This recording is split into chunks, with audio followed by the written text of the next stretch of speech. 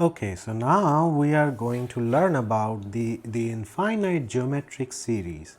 So firstly, a geometric series or a geometric progression GP, it's nothing but some elements in a sequence such that the first element is A, then each element will be a common ratio r multiplied by the previous element. So, if I multiply A with r, then I will get the next element A r, then if I multiply with r again, I will get the next element. So, like this is the geometric progression or geometric sequence, and a geometric series will nothing but the summation of them. So, this will be an infinite geometric series. Yeah, let us name it S.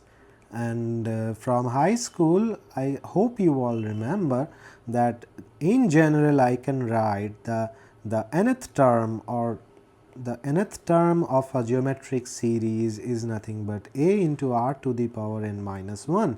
You can look directly at the sequence that I have written here, that the first element has a into r to the power 1 minus 0, the second one has a into r to the power 2 minus 1, that is r to the power 1, and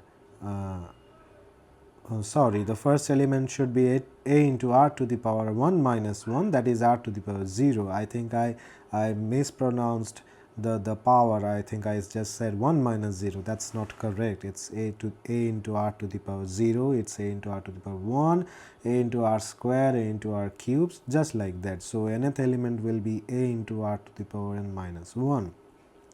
And also sum of the first n terms of a geometric series is a formula that is a into 1 minus r to the power n divided by 1 minus r. So, I hope you all know this, and yeah. So, if you do not know these formulas, then I encourage you to look at your high school textbook and then come back again. Okay. So, now we are interested in finding what will be the sum of a geometric series that does not have a finite number of terms. That means, this n that I have written here, it corresponds to a number, right, the first n number of elements, and sum of that is given by this formula. And but if there are infinite number of terms, then what will be the sum? Just in this case, there are infinite number of terms.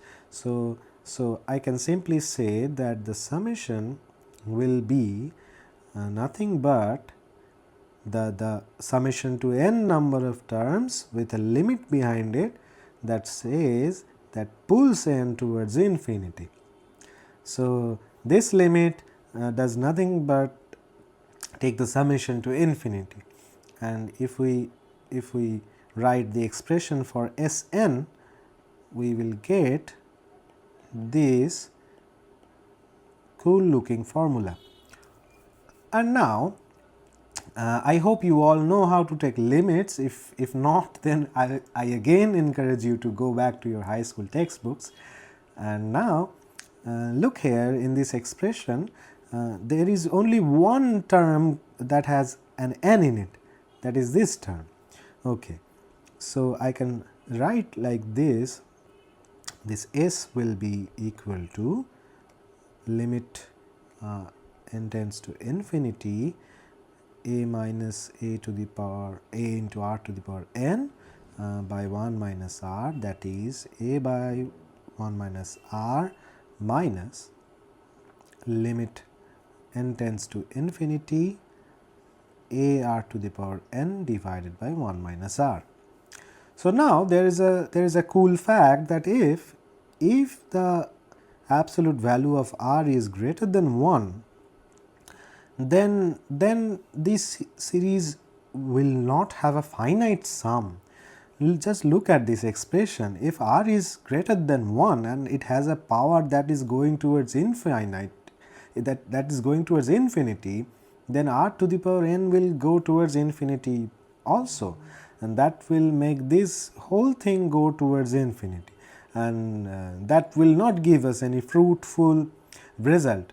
So we are not interested in this kind of cases, but when the absolute value of r is less than 1, then we can see some beautiful mathematics, because in that case limit n tends to infinity of a r to the power n by 1 minus r, this term will go to 0, as here r is less than 1.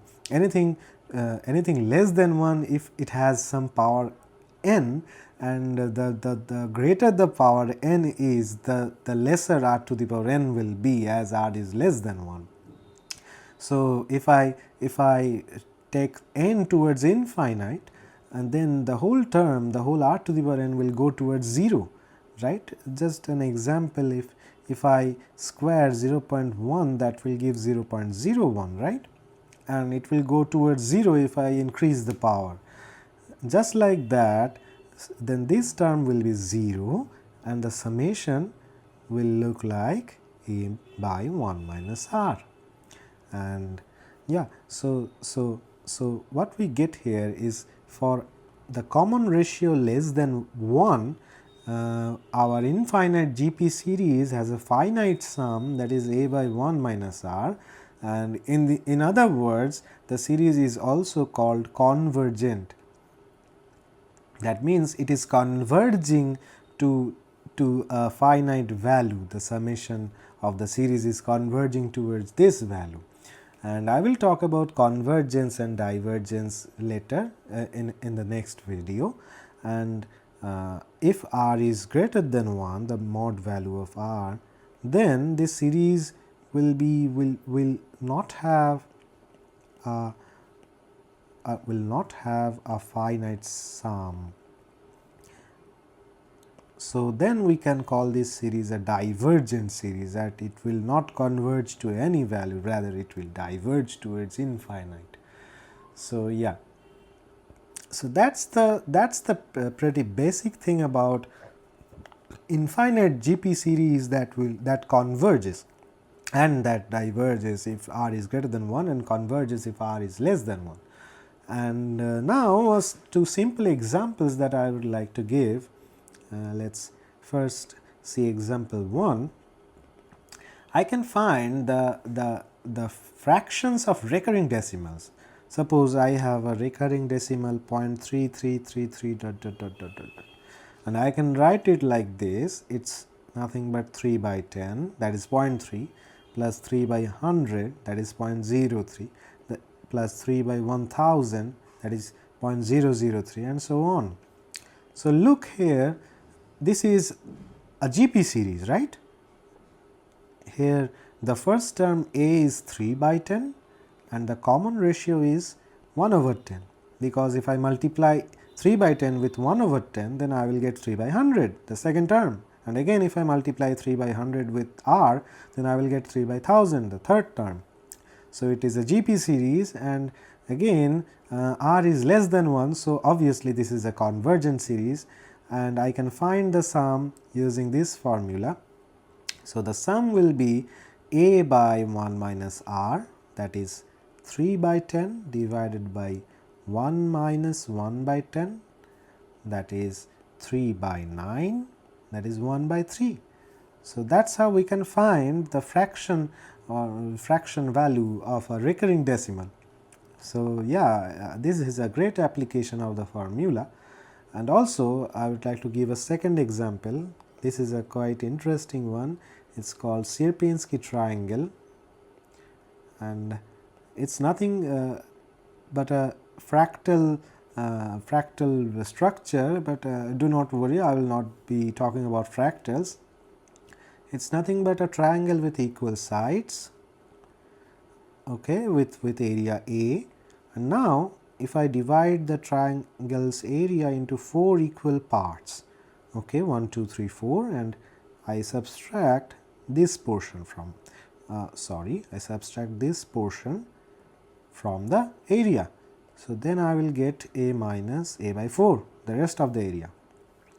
Now I am dividing the rest of the area into 4 parts again, and I am subtracting the middle small triangles again. excuse me. And then what I will get is, this is each of the short triangles will have an area A by 4 into 4, and there are three number of triangles like them. So, I will be subtracting this term from the area, and again if I do the same thing, I divide each of the smaller triangles again into four even smaller triangles, and subtract the middle area, then I will subtract this term.